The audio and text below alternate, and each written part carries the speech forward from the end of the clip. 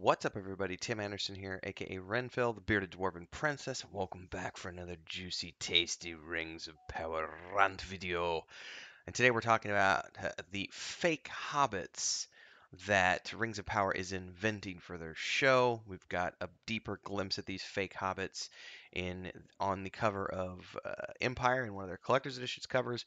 We're going to be diving into that today, talking a little bit about the history of the hobbits themselves and how this is all just their own version that's completely invented for the sake of their show.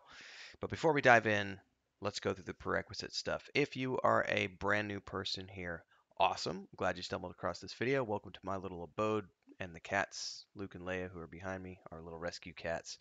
Um, if you like this video, do me a favor, like it, subscribe, and hit the bell icon so you get updates like this in the future. And whether you're first timer or returning viewer, hope you'll do me a solid and support the channel with a super thanks on this video. Could be $2, $10, whatever you want to do. And of course, don't forget you can join as a member of the Adventurers Guild. Link is right down there, and you can always see exclusive stuff when it comes out here on YouTube. There's also Discord. I stream most days. Check all the links below. Let's go ahead and get into this episode, everybody. So, the other day we got these three collector's editions covers. I've already gone over the first two images in greater detail in one of my previous videos. I briefly discussed things here, but after I really read the headline here, it really started to nag at me because they make some very ridiculous claims here, which we're going to debunk today. We're going to dive in because I'm reading through The Lord of the Rings right now as part of my Mondays in Middle Earth series, and there was just something that jumped out at me and struck me as sort of contradictory to what was written in the Lord of the Rings. So this is supposedly the source material that they're using because they don't have the rights to anything beyond the Hobbit and the Lord of the Rings. So let's go here really quickly. It says finally we have the Harfoots, the precursors to the Hobbits, ready to take their hairy-footed step into a huge new story. So the statement that, as it's written here, the Harfoots are the precursors to the Hobbits.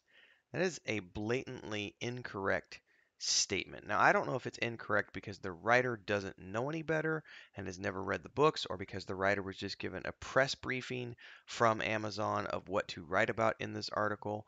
But I don't think they actually understand the history of hobbits because the Harfoots are not the only types of halflings. They are not the only types of hobbits. Now, it is true that the Harfoots were the most prominent, and they are the ones who eventually settled in the tribe. But I digress. Let's go over here. There were three types of hobbits. The Harfoots being the most common of hobbits, who were smaller and shorter than the other kind and had browner skin. By the way, this is on the Lotro fandom website. We can also go over here to the Hobbit, to the Tolkien Gateway. There's some more information on hobbits in here. We're going to link all this stuff in the description down below. But anyway, um, the Harfoots were smaller and shorter than the other kinds of hobbits and had browner skin. They did not grow beards and rarely wore shoes or boots. They were skilled with their hands and feet and preferred hillsides and highlands to live in. In ancient times, they had frequent contact with the dwarves of Middle-earth and lived in the foothills of the mountains for a long time. While the other varieties of hobbits were still in the wilderness, the Harfoots moved west, traveling across Eriador and as far as Weathertop. Now, the reason the statement that was made in Empire struck me was because as I'm finishing up the Fellowship of the Ring right now, there's a section in the beginning concerning hobbits where Tolkien writes at great length about hobbits and the history of hobbits and all this other stuff in the prologue to the book.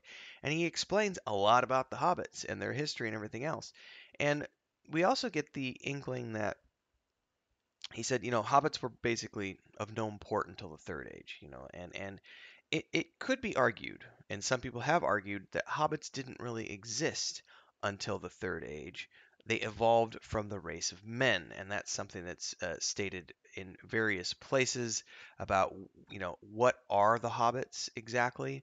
Um, Hobbits are a small race that typically dwelt underground, believed to be related to men. They played little role in history, save during the War of the Ring. Now, some people have taken that, and I'm of the opinion as well, that hobbits didn't exist during the Second Age. Some of that is drawn from the fact that we have specific and explicit written text from Tolkien in The Lord of the Rings, from which the rights are being used to make this series, The Rings of Power, during which it's said that hobbits didn't they were not known. They were of no import until the Third Age. And then we have all this information on how the hobbits evolved from men and the timelines of their evolution and movements. Now, what's lacking is an explicit date around the formation of hobbits, or when did the first hobbit, when was the first hobbit born, evolved, whatever the case may be. So there is some reaching here, but I digress. The Stoors were the hobbits who chose to live near water or on flat land. They were broader and heavier in build, and they were the most reluctant variety of hobbit to leave the river Anduin, from which they all originally sourced, and they stayed there. Others traveled west after the Harfoots and followed the river Loudwater southward. Many of the Stoors settled between Tharad and the borders of Dunland before they continued north. The Fallohides preferred trees and woodlands and were the least common variety. They had fairer skin and hair, had better relations with the elves, and were more skilled with language and song, and preferred hunting to tilling. They crossed the mountains north of Rivendell and then followed the river Horwell. It's noted that although the hobbits all took different routes west, they arrived in a land between the river Barandune, which they named the Brandywine, and the Weather Hills. There they founded many settlements, and the divisions between the variety of hobbits began to blur. And by the Third Age, 3001, the hobbits of the Shire included families of Bagginsons, Boffins, Tooks, Brandybooks, Grubs, Chubbs, Hornblows, Bulgars, Bracegirdles, and Proudfoots. Proud feet. Crazy stuff. Um, Going back in here to the history, this is where, it is specifically stated here. It is unknown when hobbits first appeared in Arda. They are only known to have originated somewhere in the valley of the Anduin River. By the time they were discovered by the peoples of Middle-earth, they had already been around for many generations. The earliest group lived in the Vales of Anduin, and according to Lord of the Rings, they forgot any genealogical ties to the big people of men, and there were 3 breeds or tribes of hobbits. And again, this is where I come back to Empire's article about how the Harfoots were the precursors to the Hobbits. No, they weren't. They were one of 3 different types of hobbits, and if you knew your Tolkien lore, you would know that, which is why this is the thing that concerns me about all this stuff springing up around the Rings of Power show is they're playing wide and loose, fast and loose with the lore here, and they're just inventing stuff. And we have the showrunners coming out and specifically stating that, well, even though technically the book says the hobbits weren't of any import until the Third Age, it just wouldn't be a Lord of the Rings show without hobbits. Yeah, go listen to Tolkien talk and write about how the fact that he lamented the fact, to some small degree, that he wanted to write this other series, working on the Legendarium and stuff. But because The Hobbit was so popular, his publisher came back to him and said, "We really need more about the Hobbits because everybody wants to know more about the Hobbits." And so he retconned the Hobbit into his Legendarium, the world he had created around the elves and the men of Numenor and everything else. And they became sort of a footnote in this greater history, but they became main characters because that's what people wanted to read about, and he obviously wanted to get paid. So, doing what most writers would do in that situation, he said, "I'll adapt." I would love the fans to have more of this, so let's make that happen. So, we don't know exactly when they started, but we do know that in the year Third Age 150, 1050, they undertook the arduous task of crossing the Misty Mountains, with the reasons for this trek being unknown, but possibly had to do with Sauron's growing power in the nearby Greenwood, which was later named Workwood. Now, this is where a lot of people like myself have, because we get the specific mentioning that the hobbits had been around for generations by the point that they enter into the story, and they enter in the story in the Third Age, 1050. Okay.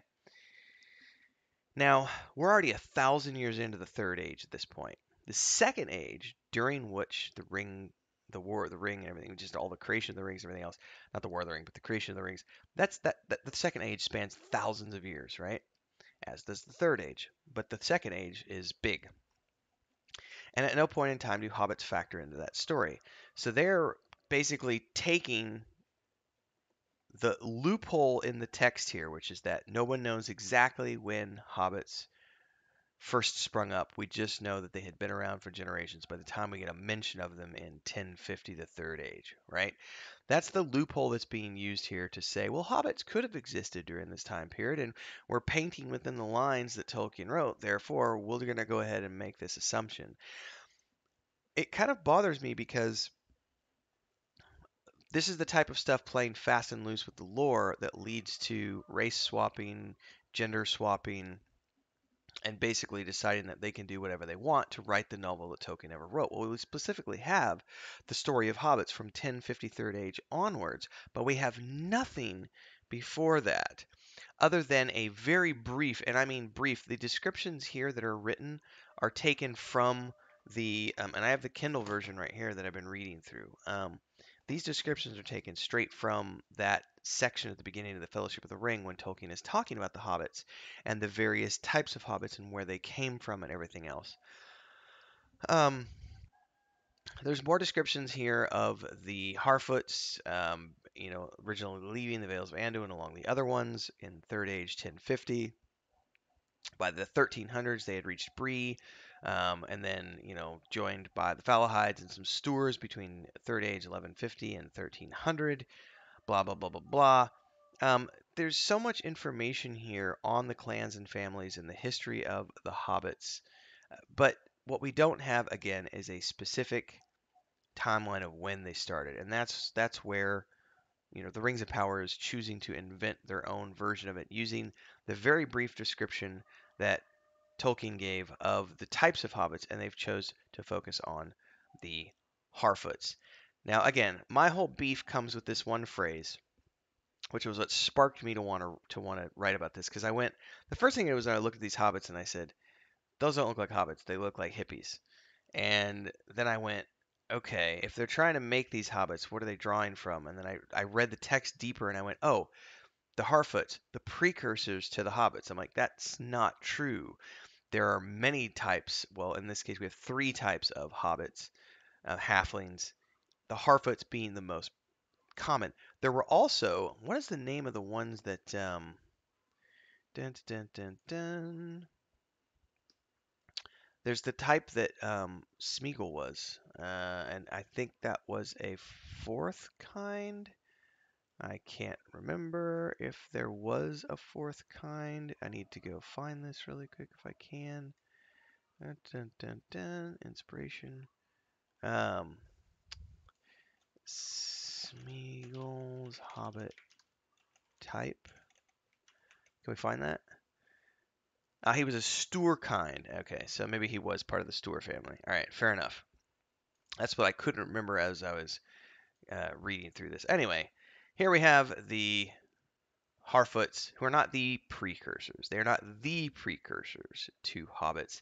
They are simply one of several types of hobbits that migrated west and eventually settled in the land of the Shire. I don't know, folks. These are just the types of things that keep me up at night. Not really, a little bit, maybe a little bit. These are the types of things that make me scratch my head and go, "What are you guys doing?"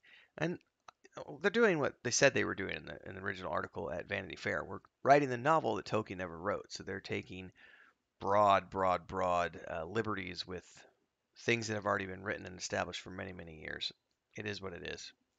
I digress. What do you think about this, everybody? I'd love to know if you have more information about hobbits. Drop those down in the comments below. Don't forget to like this video, subscribe to the channel, hit the bell icon to get updates like this in the future. And don't forget, if you want to support the channel, you can always do so with a super thanks. Pick your amount, buy me a cup of coffee, buy me some new clothes. Not that I need new clothes. In any case, do a super thanks on the video. You can also join as a member of the Adventurers Guild. There's fun perks that happen here on YouTube. And if you want to go above and beyond, our 5th edition tabletop setting, which is that world map behind me, The World of the Weave and the Void, that book just launched on May 31st, a few days ago. And we're currently starting the live stream campaign of that over on the Weave and the Void Twitch channel on June 12th, Sunday nights at 8 p.m. Central, every Sunday night moving forward. Now, that world also has a point-and-click game set in it, and it's kind of like King's Quest and Quest for Gold, if you remember those games. And there's also a book series, which is a lot like Dragonlance. So if you like that kind of stuff, head on over to patreon.com/Wandering Hermits. Check all that stuff out. You can get your copy of our 5th edition tabletop book, read the book series as it unfolds through the Patreon page, and download the demo for our point-and-click game. And hopefully you'll stick around for the next Rings of Power video. And don't forget the next episode of Mondays in Middle-earth comes out on Monday, every Monday at 11 a.m. Central. Until next time, everybody, stay safe and happy reading.